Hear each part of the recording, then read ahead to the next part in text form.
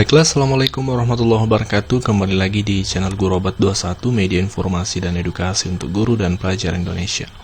Bapak Ibu Guru, di video kali ini kami akan share terkait rangkuman 3 cara penyaluran tunjangan sertifikasi atau tunjangan profesi guru di tahun 2021 ini. Karena ternyata Bapak Ibu, selama ini ada 3 nih jalur penyaluran TPG yang mungkin kita sudah pahami, tapi kita belum dalami. Soalnya kalau kita boleh secara subjektif memberi penilaian seperti itu, mana yang lebih efektif menurut Bapak Ibu. Nah, kita akan coba bahas itu.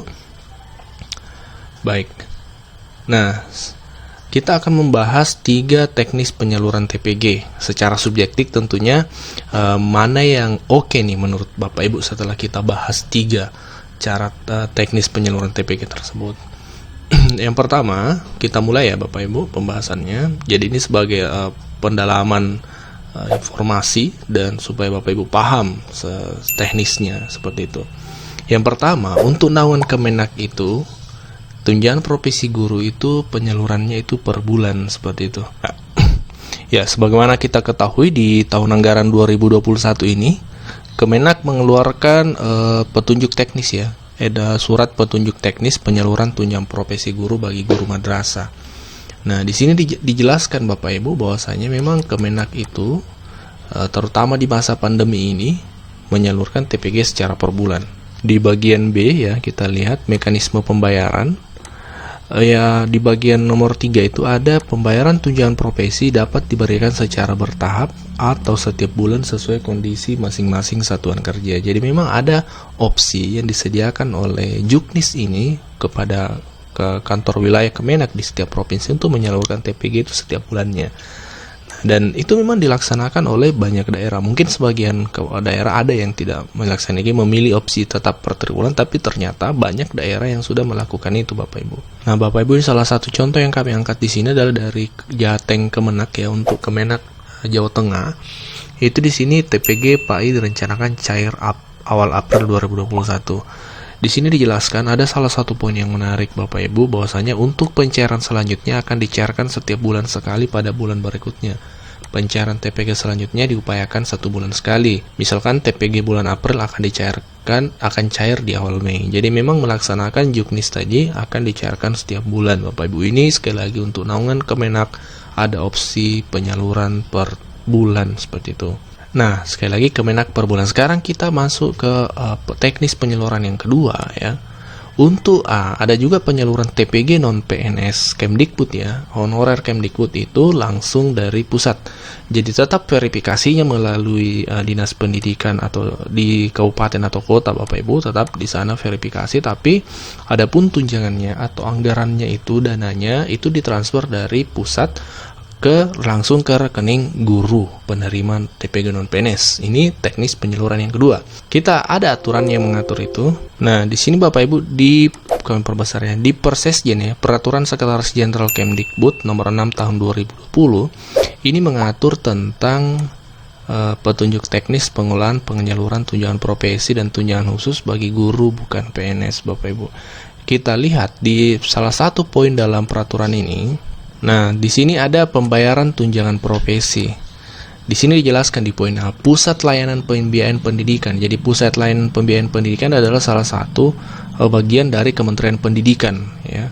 Sesuai dengan kewenangannya membayar tunjangan khusus ke rekening guru. Jadi langsung dibayarkan ke rekening guru. Di bagian B, Pusat Layanan Pembiayaan Pendidikan membayarkan tunjangan profesi setiap triwulan sesuai dengan ketentuan peraturan perundang-undangan. Jadi ini sudah jelas ya, dijelaskan di sini bahwasanya memang secara aturan untuk teman-teman non PNS itu penyalurannya adalah langsung ke rekening guru dari pusat ya.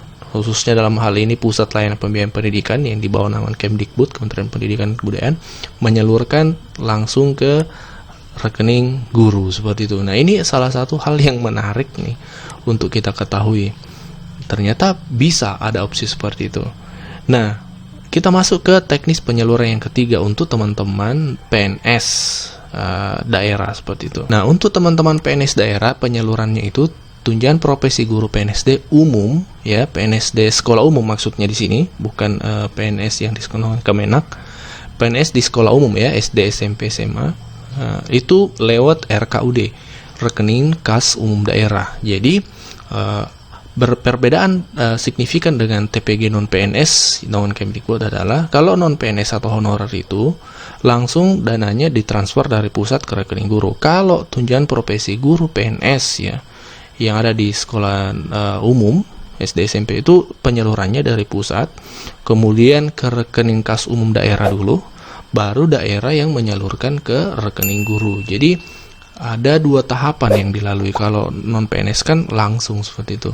Ada aturannya, memang ada aturan yang menjelaskan seperti itu Bapak Ibu. Itu diatur dalam Peraturan Menteri Pendidikan dan Kebudayaan Nomor 19 Tahun 2019 ya. Di sini tentang petunjuk teknis penyaluran tunjangan profesi, tunjangan khusus dan tamsil bagi guru PNS. Nah, di sini diatur tentang pembayaran tunjangan profesi Bapak Ibu. Di bagian B di sini dijelaskan setelah terbit SKTP ya, surat keterangan penerima tunjangan profesi di info GTK-nya masing-masing, Pemda wajib membayarkan. Nah, Pemda wajib membayarkan setiap triwulan tunjangan profesi paling lama 7 hari kerja setelah diterimanya dana tunjangan profesi di rekening kas umum daerah. Ini yang kami tandai setelah diterimanya tunjangan profesi dana TPG ini di RKUD. Jadi memang teknisnya seperti itu, dijalurkan dulu dari pusat ke rekening daerah, lalu daerah menyalurkan ke guru. Nah, ini yang kadang menjadi persoalan di teman-teman guru di daerah, mempertanyakan kok ada daerah yang lambat pencairannya, ada yang cepat. Nah, seperti itu. Padahal sebenarnya dalam peraturan ini dijelaskan paling lama 7 hari kerja saja waktu yang diberikan kepada daerah untuk menyalurkan TPG ketika dana memang sudah masuk ke rekening daerah. Nah, hanya memang persoalannya kalau memang dananya belum masuk ya tentu peraturan ini tidak berlaku. Nah, inilah 3 teknis penyaluran TPG yang ada selama ini yang perlu dipahami oleh guru. Jadi pertama itu Kemenak itu per bulan ya, per bulan. Kemudian untuk non PNS dia tidak per bulan, tetap per triwulan, tapi disalurkan langsung dari pusat sehingga mereka tidak ada keterlambatan ya, tidak ada keterlambatan karena yang penting sudah valid, kemudian valid info GTK-nya Kusumami, kemudian sudah melengkapi dokumen diverifikasi dinas, sudah dananya akan masuk ke rekening teman-teman non PNS. Nah, kemudian yang ketiga adalah untuk TPG guru PNS daerah. Ya, itu tahapannya agak panjang sebenarnya ketika berbicara tentang proses tahapan teknis yang ketiga ini, karena pusat, daerah, lalu ke guru. Nah, ini yang menjadi ini yang sering menjadi pertanyaan teman-teman. Sekali lagi, banyak daerah ada yang kabupaten A cepat, kabupaten di sebelahnya lambat, bahkan berbulan-bulan. Nah, ini yang menjadi keluhan banyak teman-teman guru terkait penyaluran yang ketiga ini. Nah, menurut Bapak Ibu, mana penyaluran yang lebih efektif menurut Bapak Ibu? Sekali lagi tentu secara subjektif ya, karena kebijakan ya sekali lagi memang pemerintah yang memiliki ranah untuk itu. Tapi tidak ada salahnya kita membuka forum diskusi melalui channel ini supaya setidaknya kita melek informasi dan melek aturan. Dan menurut Bapak Ibu mana yang terbaik dari 3 ini, lalu atau mungkin ada opsi yang paling baik yang menurut saran Bapak Ibu ini yang lebih efektif dan lebih valid. Tapi tentu dan tetap mempertimbangkan, selain mempertimbangkan hak dari guru-guru, juga harus mempertimbangkan kewajiban dari teman-teman guru. Selain tentu berhak menerima TPG, tapi juga harus ekstra 100% menjalankan tugas dan kewajiban kita sebagai guru ya, terlepas dari mungkin kurang maksimal di masa pandemi ini, mungkin tidak bisa mengajar 24 jam, tapi itu kan memang ada kebijakan dari Menteri Pendidikan tidak dituntut untuk 24 jam di masa pandemi ini. Nah, sekali lagi mungkin itu informasi yang bisa kita diskusikan untuk video kali ini. Semoga bermanfaat dan menambah sedikit wawasan untuk teman-teman guru. Terima kasih dan Assalamualaikum warahmatullahi wabarakatuh.